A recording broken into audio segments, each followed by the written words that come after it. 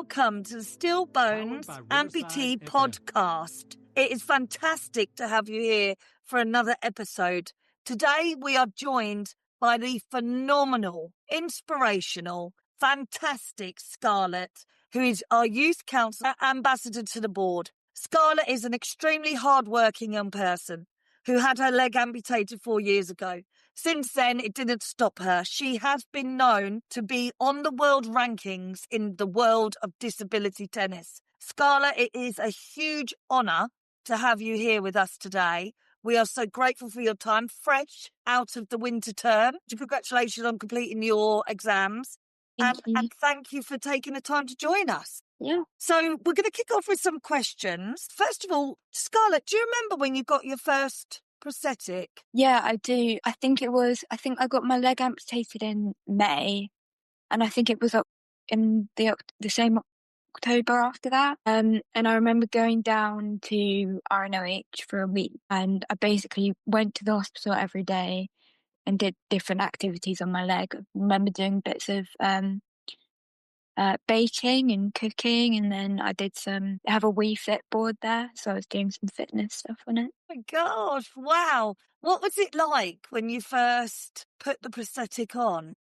I mean, it felt quite strange because I've obviously never had one before, but it was difficult to get used to, and even now I don't use it all the time, but yeah, I mean, it was good to see what I would be able to use it for and how it could fit into my life. It must have felt amazing being able to walk again and stand. I know lots of people say about standing up. Yeah, it was, and I think a lot of things I find difficult with my crutches, it's good for, like standing over an oven, cooking, baking, doing things with my hand. It's good for. Lovely, thank you. What's one thing you wish people understood about being an amputee? I think that it's just our bodies might be different, but we're still sort of the same as everyone else, if that makes sense. Yeah. We don't need, I mean, unless you don't need to run and come and help us. But yeah, I mean, we think, I speak for a lot of people, you just want to sort of get on with it and get on with what we're doing. And I think a lot of people presume that we need help or we need to be kind of aided in some way. And I just don't think that's the case most of the time. No, and also you're still into all the things you were before. You either love or you hate K-pop, you know. It doesn't matter, does it? You still love or hate Marmite, you know. Yeah. It doesn't mean you don't have all those fantastic interests and loves, you know. Has anything surprised you about your journey with prosthetics and amputation? I think what surprised me about my journey with prosthetics is kind of how, because my amputation is quite high, it's been quite difficult for me to use because I've got to control 2 joints. I've got to control the hip joint and the knee joint. And I think it surprised me how tiring the leg was going to be. But I mean, although I'm not using it every single day, I've definitely found ways that I can use it and that can be helpful to me. And for that, I'm very grateful. And I think being an amputee, what surprised me is kind of how much confidence I've got. When I first got my leg amputated, I was so scared to go out. I was so self-conscious. Whenever anyone would sort of look at me or maybe say something about me, I'd get really upset and emotional. But now I think, 4 years on, it still affects me, but I can kind of detach myself from it, if that makes sense, and kind of ignore it. And I think that surprised me. It's a massive leap to go through, isn't it? When you're going through such a tough time. So huge respect to you for doing that. And no one would have ever known. I mean, the one thing I wanted to say in the introduction was also that you are very passionate about helping other young people and have attended school workshops with us. And we did one in Newcastle, didn't we? Yeah. We had a fantastic time on a road trip up there. And you did some tennis up there with them as well. Yeah. And with Kira. And I mean, it's just fantastic, the stuff that you've done. And at no point would you ever think, no matter how tricky it's been, Scarlett, you have just kept pushing on. And that's quite amazing. So, huge respect to you. Is there a piece of equipment or tech that helps you do things your way? I think my crutches, definitely. I think my crutches have helped me sort of to get around, and I think, unfortunately, a lot of the world isn't accessible, and I think about how hard that must be for people who are always in their wheelchairs. But I'm quite fortunate that I'm able to use my crutches because it kind of gives me more freedom, and it's allowed me to do a lot of different things that I didn't think I'd be able to do. Lovely. Thank you. What's something new you've learned to do since your amputation? Well, I learnt to play wheelchair tennis, Yeah. which was kind of a big part of Hmm. after my amputation. Oh, Yeah. we're going to talk about the canoeing later, but did you canoe before? No, I didn't. I'd done it once in France on holiday, Wow. but we did it for, I think we were doing it for most of the day. And I remember getting out, my legs were so numb. Scarlett, you did incredible. But I was really young then. I think I was about 7 or 8. So, Wow. It's a yeah. totally different experience. Yeah, we'll leave viewers in anticipation about our canoeing adventure. We'll tell them about that later. But yeah, is there also what's the easiest or trickiest thing you with your prosthetic? I think the trickiest thing is probably for me. It's been kind of learning how to use it. I kind of thought a bit maybe when I had my leg amputated that the leg would be the answer for me. And I think for a lot of people it is. And I think the trickiest thing for me has been kind of accepting that I wasn't going to be able to use it all the time like I'd hoped to. I think the easiest thing probably has been like I said earlier a bit, what it's made easier for me. I could do a lot of things with my crutches, but that my crutch is always poking out and sticking out in places and making it a bit more inconvenient. But I think with the leg, it's more tiring and it's more work for me. But with things like cooking, it's allowed me to kind of have more freedom over the stove and things like that. I think that's amazing. If you were to design your own prosthetic, what would it look like? What would you put on it? I think I quite like the shape of the prosthetics that are kind of um, based around human forms and quite natural. I don't know what the word is. Natural shapes, Yeah. like the real human calf shape and the top of thigh shape. I think I really like those. But there's a leg. There's a company I found out about a while ago called the Alternative Limb Project. Okay. And one of the legs they made, the legs that they make are like art pieces. Um, and there's one leg that they made, not sure how long ago, but it was for a Paralympics closing ceremony. Oh One my of the God. athletes, and it's got like crystals all over it. It's really beautiful. My goodness, Scarlett. Well, we will definitely put information with this podcast when we put it out on the website. What advice would you give to another young amputee? I think the advice I'd give is when you get told or when you are new to being an amputee, it's very scary and you feel quite alone. But I think just try and get out and try to do as much as you can, kind of to try to meet new people and try new experiences. For me, wheelchair tennis. And one of the things that really helped me in my early days of being an amputee and still helps me now is having steel bones. And I think all the things I've been able to do with them and like when I first got my leg amputated, Wendy was calling my mum and me and speaking to us about how she could help us and what she could do. And I think she helped a lot with. It was really nice for me to know someone else who had an amputation, and I think she helped a lot with things like benefits and the mobility scheme, Motability. Sorry. Yeah, that practical advice is really important, isn't it? And on those bad days when we all have bad days, don't we? Even, and I know Yeah. you will have even now. Sorry to interrupt. Just something else to add to the Yeah. advice I give. At the start, it seems really difficult. Like it feels like you've got walls up all around you. And I felt a bit alien in society. I just felt like I was so different. And the advice I give is what I'd say is it does get easier as you find more people like you, as you grow in confidence.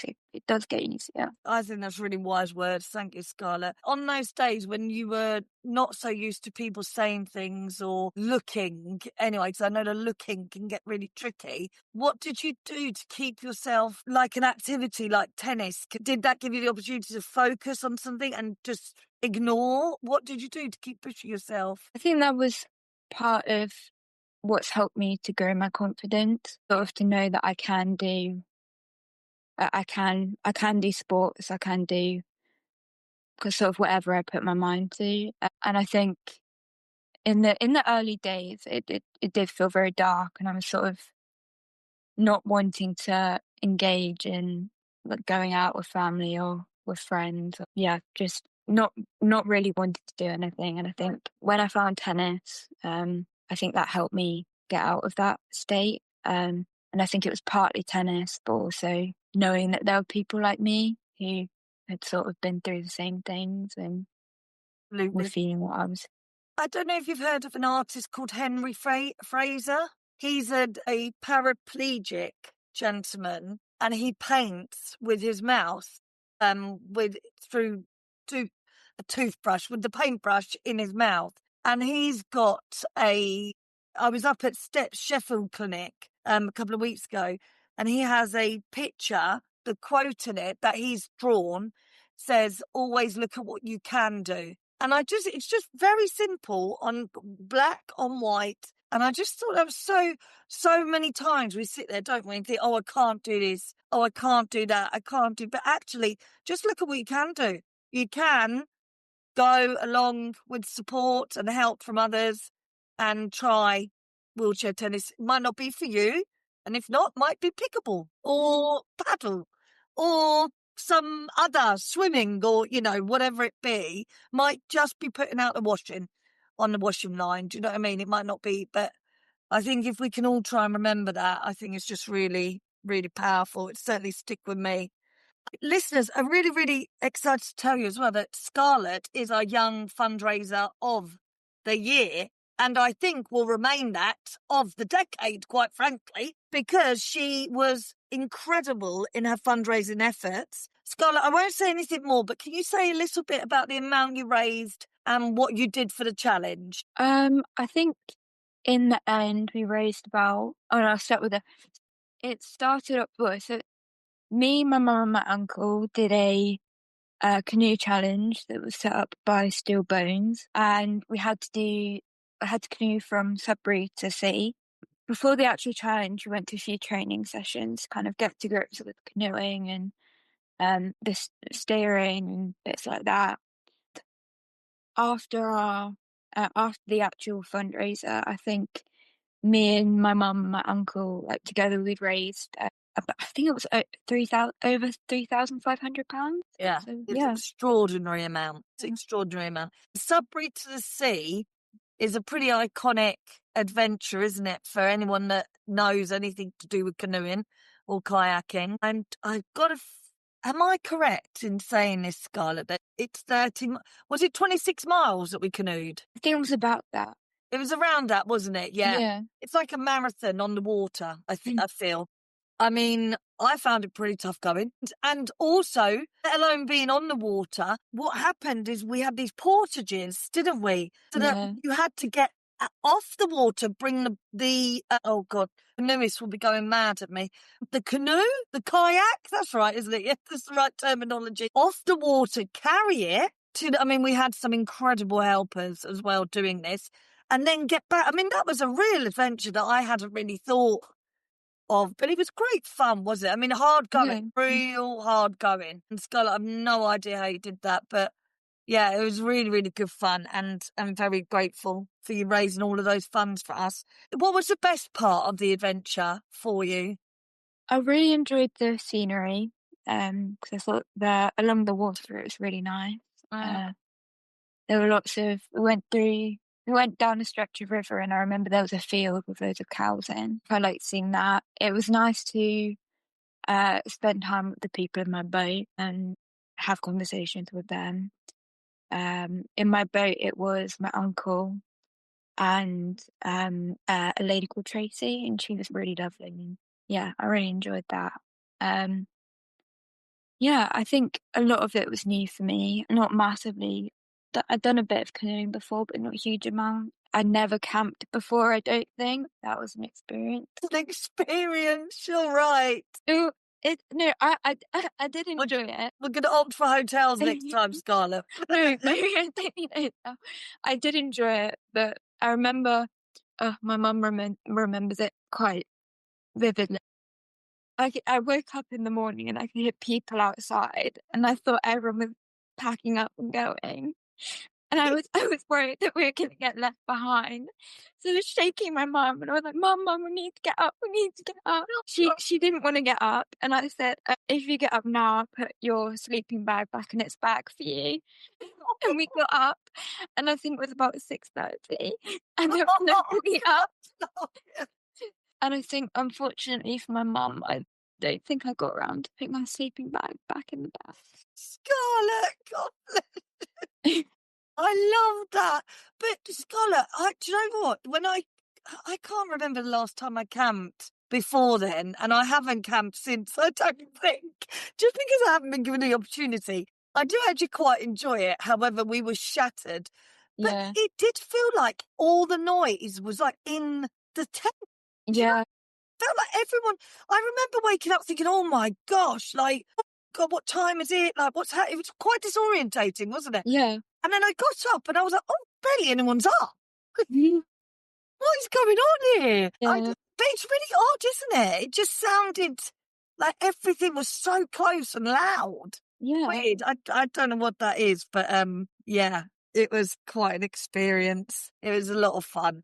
And okay, so Scarlett, also, what fundraising tips would you give to someone else doing similar challenges? I think the advice I'd probably give, I mean, me and my mum, it was me and my mum doing it together. We started off and we like added my uncle to it. So, but I think it was good to kind of share it with people. If you can get it out as much as you can, I think you're more likely to have people adding to it and putting a bit in.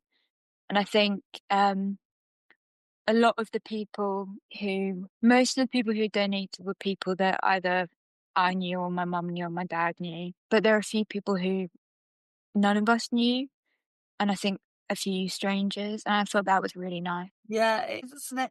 Well, I think that's a testament to you. And they wanted to back you and say, cheer for you from afar. So one of my most memorable moments from that weekend, in amongst quite a few, is I don't know why this sticks in my head, but your dad. We were all in the canoes Yeah, waiting to go through. Do you remember? yeah, Your dad was there taking the pictures of us. yeah, I don't know what, I think it was his support of you.